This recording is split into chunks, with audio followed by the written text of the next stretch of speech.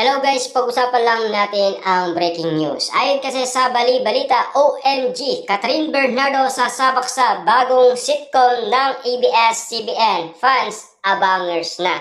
Na alam niyo naman siguro, nababanggit ito ni Daniel Padilla. 2025 pa lamang, nabanggit na ito ni Daniel Padilla.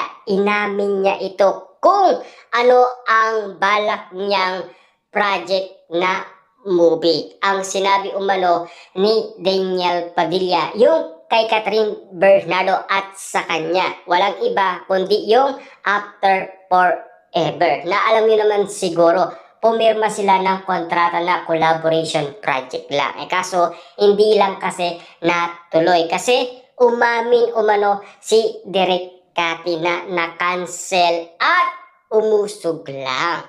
Pero ngayon, sabik na kasi ang mga fans ni Catherine Bernardo at Daniel Padilla, lalong-lalo na ang mga netizens. Nagkakagulo na ngayon sa social media dahil sa pinag-uusapan na sina Daniel Padilla at Catherine Bernardo. Mas lalong gumulo nang dahil sa mga prediksyon ng mga manghuhula dahil din sa prediksyon ni Jake Costura patungkol umano kay Daniel Padilla at Kyla Estrada. Ayon kasi kay Jake Costura, magkakaroon daw ng third wheel sa relasyon Kyla Estrada at Daniel Padilla. At lalong-lalo na, mas lalo pang gumulo nang dahil may pinag-uusapan blind item na nakikipagbalikan daw si Daniel Padilla kay Catherine Bernardo. Yan kasi ang mga may ingay na balita patungkol kay Daniel Padilla at Catherine Bernardo. Kung bakit nga naman kasi nag-iingay na ang Katniel. At lalong-lalo na siyempre, sabik din kasi si Direk Kating makitang muli sina Daniel Padilla at Catherine Bernardo. Ayon kasi sa balita, napaiyak pa itong si Direk Cathy dahil sa pagbabalik umano na Daniel Padilla at Catherine Bernardo. Dahil sa muli silang gagawa ng movie na alam niyo naman siguro matagal na itong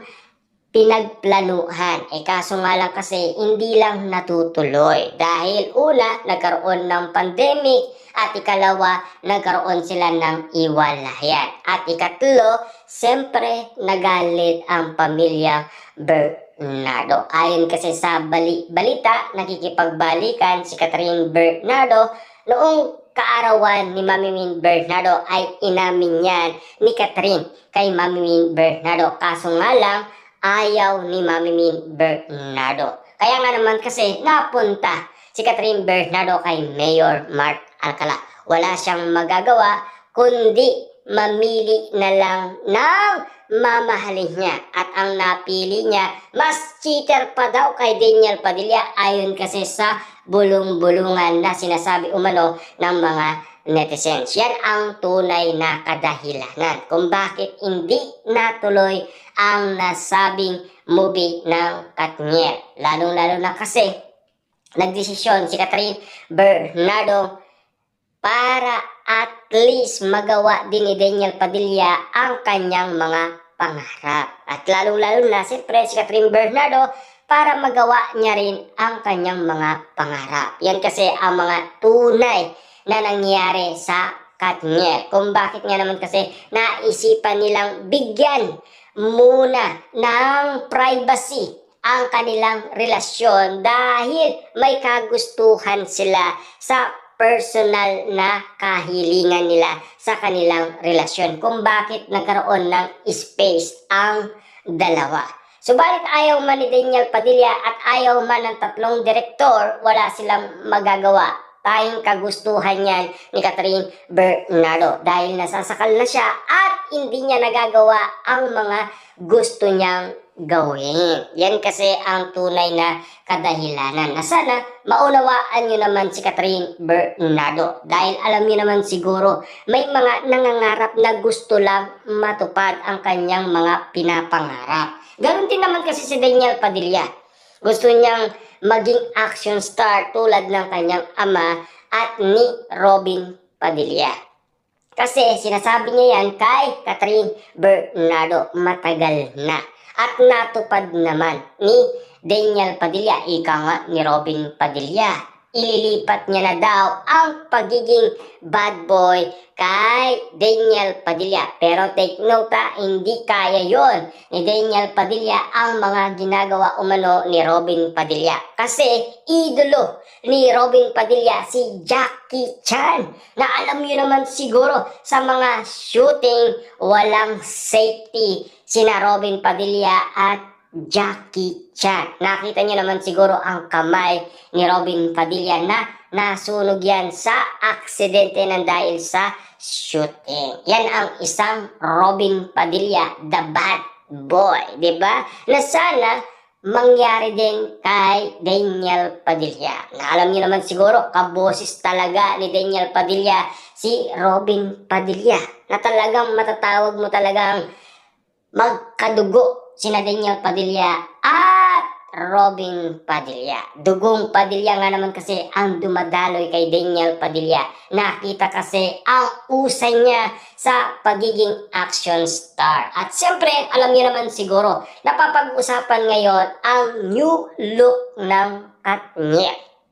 Kasi napansin ng mga matang lawin na talagang nagbabalik na sina Daniel Padilla at Catherine Bernardo dahil nakita nila ang totoong Katniel sa kanilang bagong look, lalong-lalo na kasi sa kanilang hairstyle na talagang nagbabalik na sina Daniel Padilla at Catherine Bernardo. Subalit may mga sinasabi umano si Derek Catin na may pasabog siya sa pagbabalik umano ni Daniel Padilla at Catherine Bernardo, na siguradong maraming manunood at pagkakaguluhan at pagpestaan ng karamihan, lalong-lalo na pag-uusapan. Tila nagbago na kasi sina Daniel Padilla at Catherine Bernardo dahil alam niyo naman siguro, binigyan nila ng space ang isa't isa para nga naman kasi malaman nila na sila ay makakaya ang isa't isa at lalong-lalo na yung hindi nila na kayang gawin